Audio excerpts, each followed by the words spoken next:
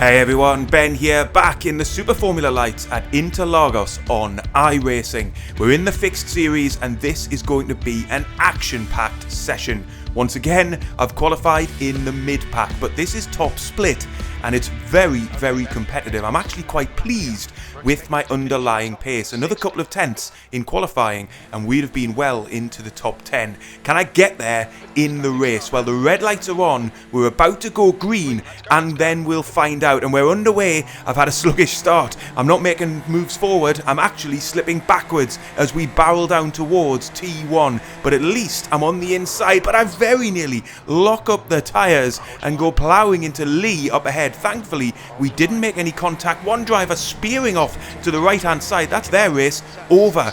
Thankfully, I've managed to stay safe through the center S's and now we're barreling down the back straight here and I've got a little bit of room to breathe. I can look up ahead and see what's going on, but I've got a little bit of a challenge from Broca behind. Thankfully, he thinks better of it. Two drivers off to the right hand side, one rejoining just up ahead. That's Nakayama on my right hand side here. I'm going to try and be brave and follow Ruben through here. Yes, I'm able to get that move done. I've no idea where I'm sitting in the race standings at this point. It's very, very frantic out on track. I'm just trying to focus on keeping my nose clean and tuck in behind Ruben up ahead. I've got Broca behind me and then it looks like there's another pack of cars following him very, very closely. And it does look as if we might be on the fringes of the top 10 still here as we get into the final sector of the lap. It looked as if there was an incident behind me. We'll check that out on replay once we get towards the end of this opening lap here. Through we go through Zhuncao and onto the very long climb back up to the start finish straight,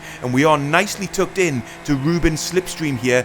Will we get a tow? Can I challenge into T1 of lap 2? Well, we are closing in, but perhaps not at the speed that we need to here as we approach the start finish line to begin the second lap. Now we're closing in as we get towards the braking zone, but you really do need to be all the way alongside to try and execute a move there. Ruben held his nerve, he didn't defend fresh air and he was able to hold on to the position. But wow, what a chaotic opening lap. This is Seiss who went out just through the center S. He gets up on the curb, unsettles the car and slams into the barrier. And then we saw Lyle in the Braun livery slide off, and look at that. Was that a bit of netcode or did he just lose the rear? Either way, he lost his rear wing in the barrier. We can see it from Nakayama's perspective here. Oh, and I don't know how he got that initial slide on. Nakayama doing very well to avoid getting caught out in it. And now we focus on Edam in the middle of the lap. He just avoids running into the rear end of a driver up ahead there. The concertina effect catching out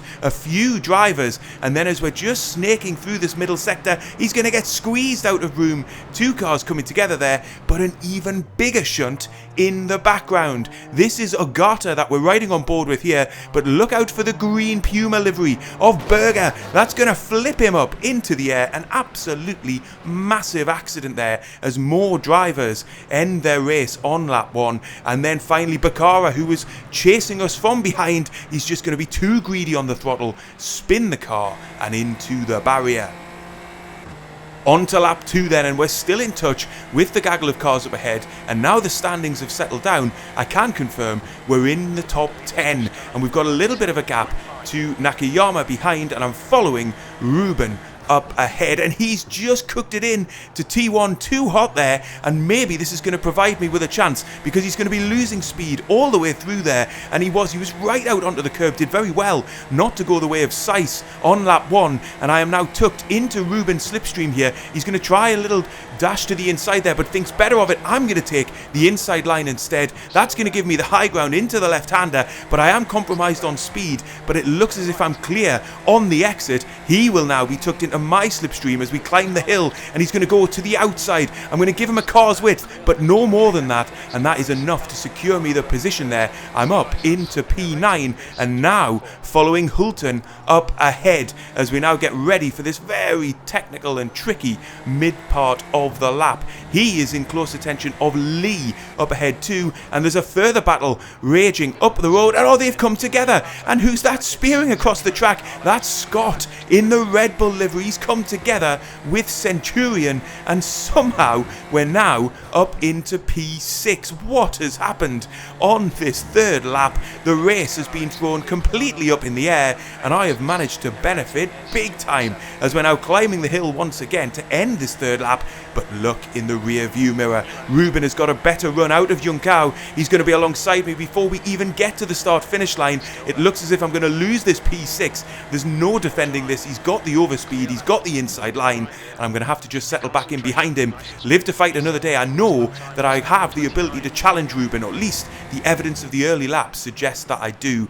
But wow, what a near-death moment this was. Scott and Centurion coming together through the right-hander. There is no excuse really for Scott to still be spinning his tyres there and get back across the track when he knows he's out on the grass. He should be holding his brakes, getting ready for a safe rejoin. And wow, that is a huge hit on the Marlboro McLaren liveried car there. That has benefited me hugely. And the other thing that has benefited me hugely is Brown, Nakayama and Ghosh fighting for position behind me. This is the battle for P8, and it is slowing all of those drivers down as we get into lap 4, lap 5, lap 6. It's allowing me to just focus on Ruben up ahead. Brilliant battling here between all of the drivers as we see Ghosh take the lead of this pack. But that has given me a little bit of breathing space to the drivers behind as I'm now focused on the rear wing of Ruben as we come towards the end of lap 4 and get ready to get onto lap 5 here. Ruben weaving, trying to break the toe, trying to make sure that I don't stick one down the inside into T1. I'm not close enough realistically to do that, but I am pushing quite hard and I very nearly lose the car through the second part of the S's there. Thankfully, I was able to hold on to that snap of oversteer, but unfortunately, by the time we got onto lap 9, I'd been dropped by Ruben. I had managed to make a break from Brown and the drivers behind, but unfortunately I have not been able to keep pace with Ruben up ahead. He is now challenging Lee for P5. Will that provide me with an opportunity to close the distance in once again? Well, it might do, because they are absolutely fighting ferociously up the track here, side by side once again. Lee defending the inside here, Ruben all the way around the outside. He's given space and he's able to take the position. But will Lee try and get him back? All the while, this gap for me to close in on them is coming down through the corner. Here we go, and I'm just looking up ahead to see that they don't come together here as they get hard on the brakes into this technical middle section. They don't come together, but the gap now is down to 0.6 seconds. This is just what I needed at this stage of the race. There's just around 5 minutes left of this session as a back marker there gets out of the way very neatly. And now if I can't keep pace with Ruben, hopefully I'm going to be able to keep pace with Lee up ahead and try and get back into P6 here in the final stages of this race. We come through Juncao then. Oh, and look at that, Ruben. He's pushed too hard. He's made a critical mistake, and that is his chances of competing for the top 5 over at this stage of the race. It'll take him too long to get back on track there. You can see he just pushes too hard, runs wide, and he is out of contention, and that puts me up into P6, and I am hot on the heels of Lee up ahead for P5 as we're now into the final set of laps in this race. On to lap 11. I'm expecting there to be 14 racing laps here, and you can see the gap just 0.2 seconds here. We're still well clear of Brown in P7. He's 3 seconds back, so my focus entirely on the rear wing of Lee here, but it's very difficult to execute an overtake in this middle sector.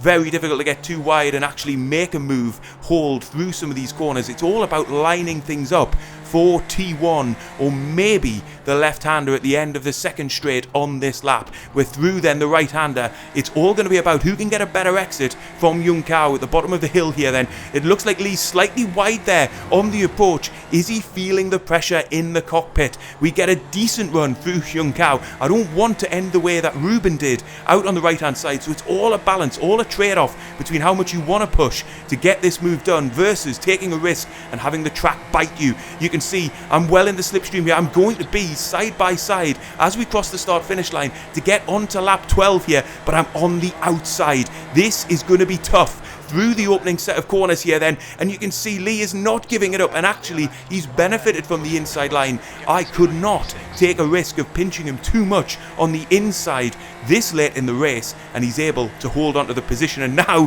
he's trying to break the toe. He's weaving to the left, to the right. I'm just trying to stay in the slipstream here, not give too much away, try and again get a better exit from some of these corners. I am pushing hard now. That's an off track as I run wide out onto the curbing again. I don't want to push too hard here. This track does punish mistakes. You can see he's not giving me any room on the outside there, and unfortunately I wasn't able to get all the way alongside. I'm going to try again into this middle sector, but it's just too difficult to carry the momentum offline to then be able to compromise his run through the corner, and actually he was able to build just a little bit of a gap. So we're forward now onto lap 13. I've been able to recover those few tenths, and once again I'm putting him under pressure as we get ready for the end of the lap, but we've only got a lap and a half left. You can see again I'm carrying more speed then into this long right-hander, but not enough to be able to be alongside into the braking zone. It's all again going to be about that exit from Yunkao and trying to get the drag up the hill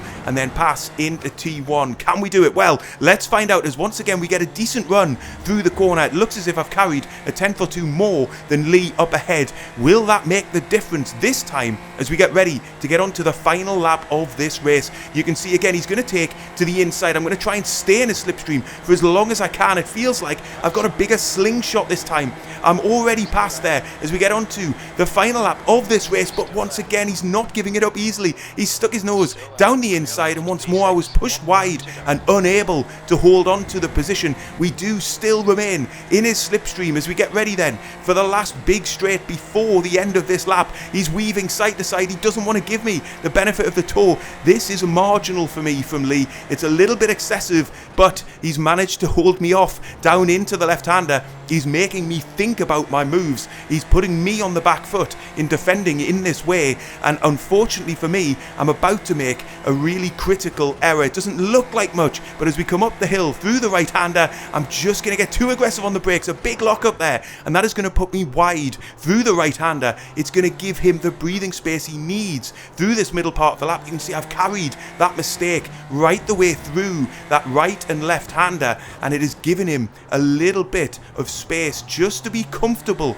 going into Yunkao, that I'm not going to stick my nose down the inside, and it's going to be almost impossible now for me to reel in this gap with just one corner left and then the big climb up the hill. I'm too far back in the slipstream, and by just pushing too hard in the middle of the lap, I've cost myself the opportunity to actually use the slipstream and get a nose ahead by the finishing line. You can see we are gaining here. It is going to be a very tight finish, but I'm going to have to settle for P6. Wow, what a race. But if I thought that was a good race, look at the battle between Vassen, Joglar and Momos for the win. This is the very last lap, the drag race to the finish line, and it's going to be Vassen on the inside who comes through from P3. The top three drivers separated by less than a tenth of a second. This was an incredible race, and in the end I've got to be very happy in top split with a strength of field of 2.6k to come home in P6, and actually I had the pace to really compete there in the top 10. Yes, drivers fell off the track, but I was pretty happy with my underlying speed there and had some good racing in the meantime.